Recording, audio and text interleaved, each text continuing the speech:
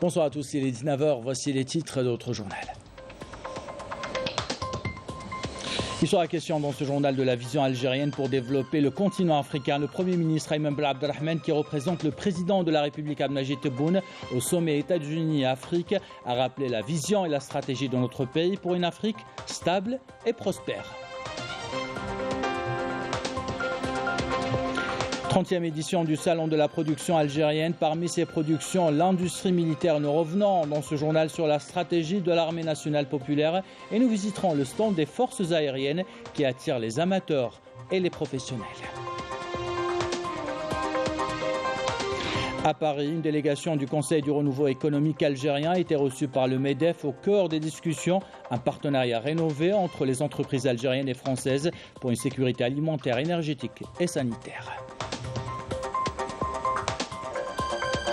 Enfin, nous irons à Bjeya, ville de culture et des sciences. Nous irons sur les traces de l'imam Mohamed Abdelkarim El-Marili. Des savants et des admirateurs venus de plusieurs pays nous décrivent cette visite.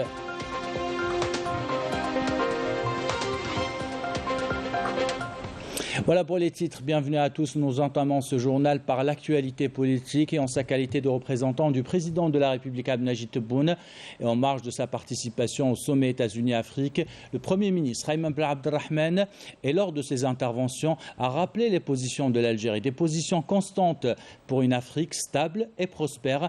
Ayman Ben Abdelrahman a rappelé également aux participants les efforts fournis par notre pays dans ce sens et la nouvelle vision de la nouvelle Algérie. Couverture de l'envoyé spécial de la télévision algérienne, Fatima Adib, commentaire signé Adel Boukhams.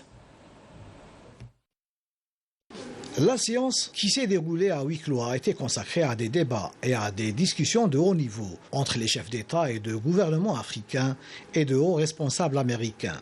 L'Afrique a plaidé pour une gouvernance plus équitable, appelant à accorder au continent africain un siège permanent au Conseil de sécurité, à diversifier et à élargir les investissements américains en Afrique pour englober les infrastructures, se basant sur son poids et sa force diplomatique et son approche sécuritaire, politique et économique pour des solutions pacifiques aux conflits en Afrique.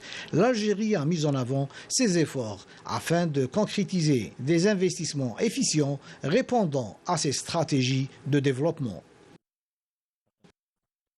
تشرفت بتمثيل رئيس الجمهورية السيد عبد المجيد تبون في أشغال. J'ai été très honoré de représenter le président de la République, M. Abdelmajid Tebboune, aux travaux du sommet États-Unis-Afrique, dont la première journée a été consacrée au forum d'affaires afro-américain. L'Algérie a pris part aux travaux d'un atelier sur le financement des projets d'infrastructure, la transition numérique et la transition énergétique en Afrique. Nous avons mis en avant les efforts de l'Algérie en matière d'amélioration du climat des affaires afin de diversifier notre économie et de trouver de nouvelles sources de financement de ces projets de développement. Nous avons évoqué également ce qui a été fait en un laps de temps très court en matière du cadre législatif, notamment à travers l'adoption du nouveau code de l'investissement et de ses textes d'application conformes aux normes en vigueur. De par son étendue africaine, l'Algérie a mis les intérêts du continent africain parmi ses plus importantes priorités à travers des projets stratégiques dans le cadre de la politique d'intégration africaine. Nous avons mis en avant tous les efforts déployés par l'Algérie, notamment pour mettre fin aux problèmes auxquels fait face le développement. Dans ce contexte, un processus de développement multisectoriel global a été élaboré. D'après les témoignages des institutions internationales, l'Algérie a enregistré les meilleurs résultats à l'échelle continentale. Nous avons également soulevé les problèmes du développement en Afrique et tout ce que peut entraver ce développement, notamment celui de l'endettement. Nous avons appelé tous les intervenants à l'échelle mondiale à œuvrer ensemble pour libérer les pays africains des chaînes de l'endettement. Considérée comme un continent d'avenir, l'Afrique aspire aujourd'hui à un réel accompagnement et soutien de la part des États-Unis, mais aussi à un soutien réel qui dépasse la démonstration de bonnes intentions. Et en marge de sa participation au sommet États-Unis-Afrique, le Premier ministre Ayman Ben Abdelrahman a rencontré hier à Washington le président du Conseil présidentiel libyen, Mohamed Younous El-Menfi. La rencontre a permis aux deux parties de se féliciter des relations de fraternité et de solidarité historique unissant les deux pays, d'examiner les voies et moyens de renforcer la coopération bilatérale dans divers domaines. Les deux parties ont également passé en revue les derniers développements survenus en Libye et les perspectives de règlement de la crise libyenne sur la base du dialogue et de la réconciliation nationale, loin des ingérences étrangères, à même de préserver l'unité de la Libye, ses intérêts et son intégrité territoriale. Je le disais en titre, nous allons consacrer une grande partie de ce journal à la production nationale, à la 30e édition de la foire de la production algérienne. L'industrie militaire de l'armée nationale populaire exhibe ses différentes réalisations au grand public comme aux professionnels. Amélie Siridid revient dans cette couverture sur la stratégie du haut commandement de l'armée nationale populaire à développer la filière industrielle. Table locomotive de l'économie algérienne. L'industrie militaire, à travers ses différents établissements, contribue depuis quelques années déjà à la consolidation et au développement de l'économie nationale. L'établissement des constructions mécaniques de Khanchla, c'est un établissement public à caractère industriel et commercial relevant de la direction des fabrications militaires du MDN. Sa vocation principale, c'est la production d'armement au profit de l'armée nationale populaire et les différents établissements paramilitaires. Selon les instructions du haut commandement de l'armée nationale populaire, l'établissement joue un rôle très important dans le secteur industriel par les services techniques en matière de production de pièces de rechange mécaniques et outillage de production au profit des établissements publics et privés, et ce qui permettra de promouvoir l'économie nationale. Le groupement de promotion de l'industrie mécanique est un établissement public à caractère industriel et commercial. Le groupement a comme but de satisfaire les besoins de l'armée nationale populaire en matière d'engins et véhicules bien sûr, et moteurs. Le deuxième but est d'assurer la sous-traitance dans le domaine de la fabrication mécanique, que ce soit militaire, pour les militaires ou pour les civils, pour le marché local. Le développement des différentes industries militaires, notamment l'industrie automobile, est une priorité du haut commandement de l'armée nationale populaire, afin de satisfaire les besoins des structures de l'armée nationale populaire et des différentes entreprises économiques, publiques et privées. Nous avons l'occasion de présenter nos produits qui sont les véhicules utilitaires, les camions, les véhicules de transport et les bennes et les citernes. Dans cette foire, nous avons l'occasion de représenter nos différents produits tels que les véhicules utilitaires, les véhicules de transport, les camions, et les citernes et les bennes. Notre entreprise a pour but d'alimenter le marché algérien avec tous les produits et augmenter le taux d'intégration. La participation des différentes unités de production de l'ANP à la foire de la production algérienne permet de présenter une multitude de produits reflétant le haut niveau des fabrications militaires dans leurs différentes filières qui contribuent à la consolidation d'un tissu économique national. Et toujours à propos de la 30e édition de la production, de la foire de la production nationale, c'est un stand de l'armée nationale populaire qui attire particulièrement les curieux et les amateurs de l'aviation. Il s'agit du stand des forces aériennes dans lequel on exhibe fièrement les capacités techniques, technologiques et défensives de notre système aérien. Couverture de Wassila Bouchareb, commentaire signé Walid Yousfi. Safir 43 et Firna 142, deux avions fabriqués en Algérie et utilisés dans la formation des apprentis pilotes des forces aériennes. À travers ce stand, les forces aériennes mettent en avant leurs produits et leur savoir-faire. Nous avons constaté une forte affluence des citoyens curieux. Tous veulent en savoir davantage sur ce que fait cette entreprise, notamment en ce qui concerne la fabrication des avions, mais aussi sur le commandement des forces aériennes avec les orientations de l'ANP, à leur tête le général d'armée. Sachez que nous organisons des journées portes ouvertes tout au long de l'année. Nous avons atteint un taux d'intégration de 100% avec une main-d'œuvre algérienne composée entre autres de spécialistes et d'ingénieurs en aéronautique et autres spécialités. L'établissement de rénovation de matériel spécifique n'a pas manqué lui aussi de marquer sa présence lors de cette manifestation.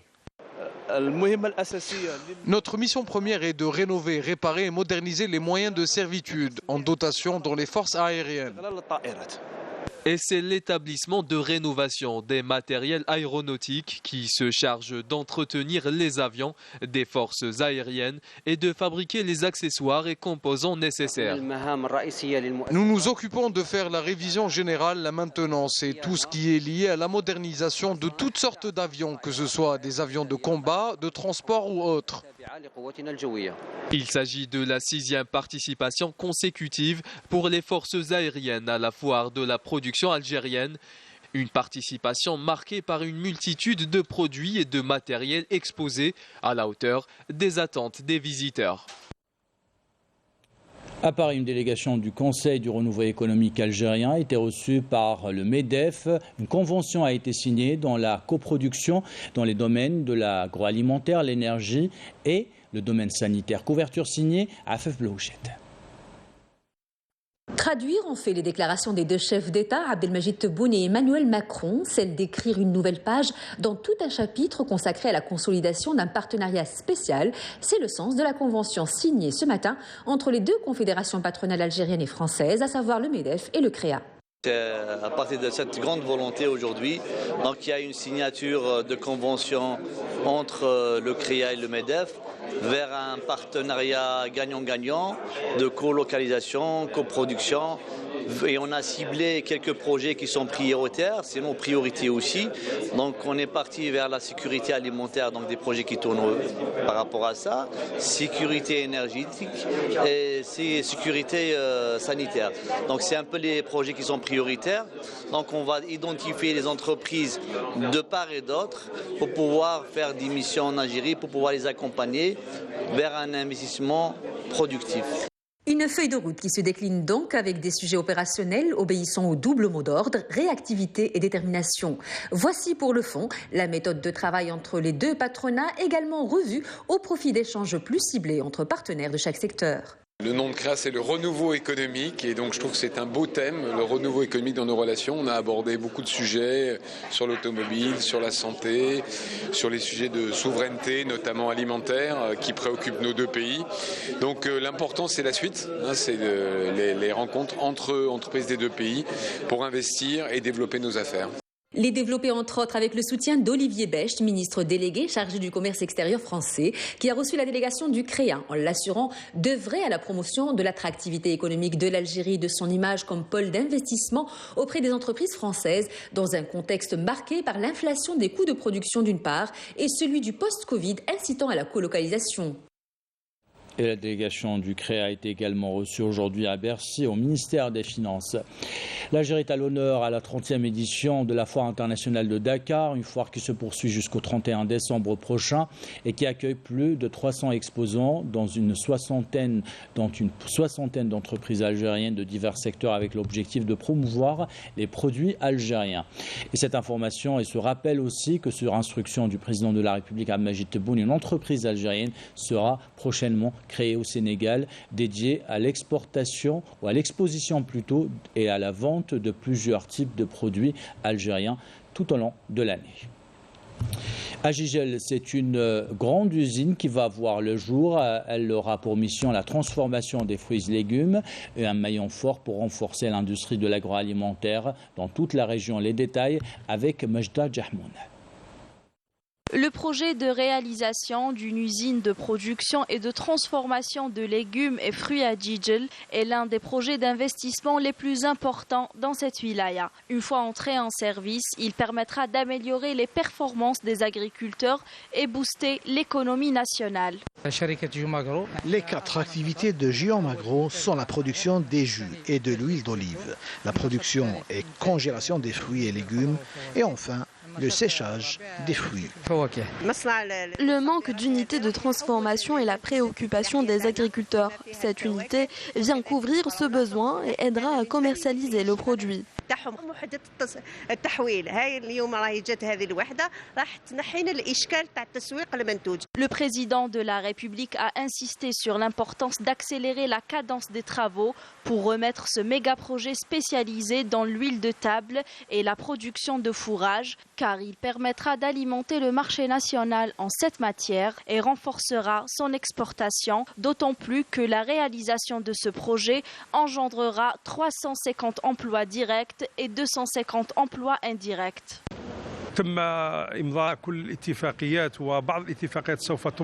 Tous les contrats ont été signés. D'autres seront signés dès le début du nouvel an. C'est un projet prometteur. Il sera remis avant la fin de l'année, même si nous souhaitons qu'il soit finalisé bien avant. Tous les conteneurs se trouvant au port ont été contrôlés par les agents de la douane. L'entrée en activité de cette unité permettra de créer un équilibre entre l'agriculture et l'industrie et contribuera aussi à augmenter les revenus de toute une filière. Et on vous parle de cette filière, la filière de l'agroalimentaire, avec cet objectif 2023 pour notre pays de parvenir à asseoir une véritable industrie de l'huile de table. La stratégie ambitionne aussi de renforcer le volume des exportations vers les pays du continent africain. Les détails avec Raouf Hamouch. Les pouvoirs publics ont mis les bouchées doubles afin de parvenir à couvrir les besoins du marché national et contribuer grandement à atteindre l'autosuffisance en la matière, grâce entre autres à la levée des entraves administratives sur ce produit de large consommation. Désormais, l'Algérie possède tous les atouts pour devenir un pays exportateur de l'huile de table, notamment vers les pays du continent africain. 95% des exportations de l'huile de table ont été réalisées vers les pays comme le Sénégal, la Mauritanie, le Niger et le Mali. Nous sommes très optimistes pour la suite, surtout que le président de la République a appelé au lancement d'une véritable industrie de l'huile de table. Les producteurs d'huile d'olive en Algérie sont de plus en plus présents dans les concours internationaux et remportent des prix. Des distinctions qui prouvent la bonne qualité de l'huile d'olive algérienne et le savoir-faire de nos artisans. Actuellement, nous exportons notre huile d'olive en France, mais je peux vous dire que nous recevons des propositions de partout, comme le Canada, la Belgique, le Qatar et l'Arabie Saoudite. Nous produisons de l'huile d'olive médicinale. Nous l'exportons vers beaucoup de pays, comme les États-Unis, le Japon et la Russie. Pour asseoir une véritable industrie de l'huile de table en Algérie, une politique est tracée par les pouvoirs publics afin de créer un équilibre pour satisfaire la demande nationale et augmenter le volume des exportations. Voici une autre politique maintenant dans le cadre de la commercialisation des produits aquacoles, notamment la dorade et le tilapia. Le ministère de la Pêche et des Productions halieutiques a organisé une opération nationale de redistribution de ces produits directement aux consommateurs avec des prix raisonnables. Exemple ce soir au marché hebdomadaire de la wilaya de Boumerdès. Reportage signé Mariam Damis. Il a fallu un peu moins d'une heure pour écouler plusieurs kilos de dorade dans ce marché hebdomadaire à Zmouri. Ici, les prix sont soutenus, ce qui a suscité l'engouement des consommateurs. Ça nous fait plaisir de voir le poisson d'élevage disponible au marché à des prix abordables, et cela grâce au soutien de l'État. Nous souhaitons que cette initiative se prolonge tout au long de l'année. C'est un produit pas cher et de qualité. Avant, le prix de gros était à 1300 dinars le kilo et maintenant le prix de détail est à 990 dinars le kilo. Sauf que ces prix soutenus ne sont pas à la portée de toutes les petites bourses. Les personnes à faible revenu ne peuvent pas se procurer du poisson, même à ce prix. Le prix fixé ne convient pas à toutes les bourses, surtout pour les familles nombreuses. De la dorade royale entre 990 dinars et 1090 dinars le kilo, du poisson d'élevage bon marché proposé directement aux consommateurs. Pour le prix de la dorade, le prix de la dorade est à la portée de tout le monde. Avant, nous l'achetions entre 1600 et 1700 dinars le kilo. Cette opération donc, a pour un objectif de faire la disponibilité de ce produit aux consommateurs avec un prix raisonnable. Voilà, donc au niveau de la wilaya de Boumerdès, actuellement donc, il y a à ce jour, donc il y a 8 points de vente au niveau de la wilaya. Même l'opération sera organisée au niveau des marchés hebdomadaires à travers les tentes de communes de la wilaya de Boumerdes et de toucher toute la population de la wilaya en matière de commercialisation de ce produit. Actuellement, donc, une moyenne de commercialisation pendant la semaine qui dépasse les 4 tonnes, 5 tonnes, donc 50 quintaux. Cette initiative vise à assurer la disponibilité du poisson d'élevage au niveau des différents marchés, mais aussi satisfaire les besoins des consommateurs.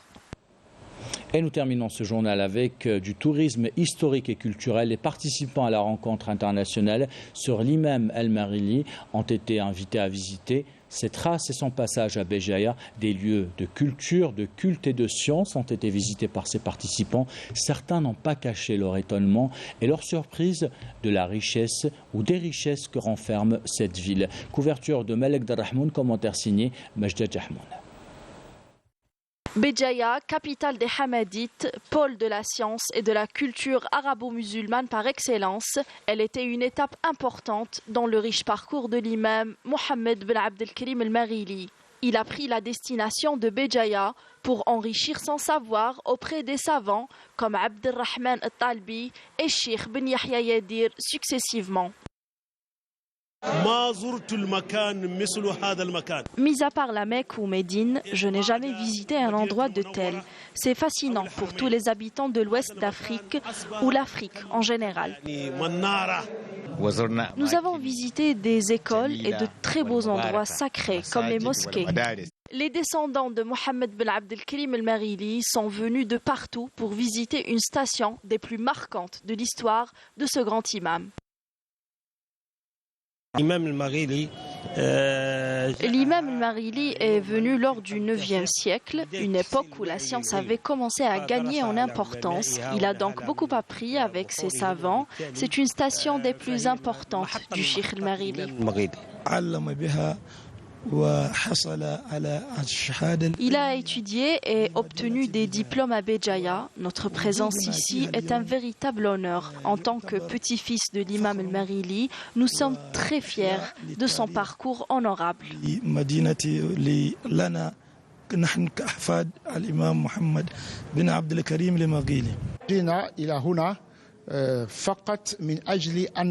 Nous sommes ici sur les traces de ce grand savant qui a consacré sa vie au service de l'islam et de l'unification des Africains. L'héritage du savoir qu'il nous a laissé a fait qu'il soit toujours présent parmi nous.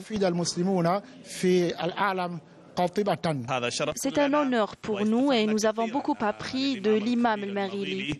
Après un parcours honorable marqué par son approche pour l'unité et la paix en Afrique, il a rendu l'âme en 1504 à Adrar et inhumé à la Zawiya Kunta, laissant un héritage de plus de 24 ouvrages.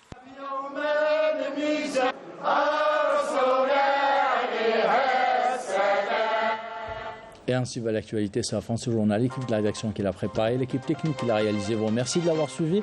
Merci pour votre fidélité. Belle soirée.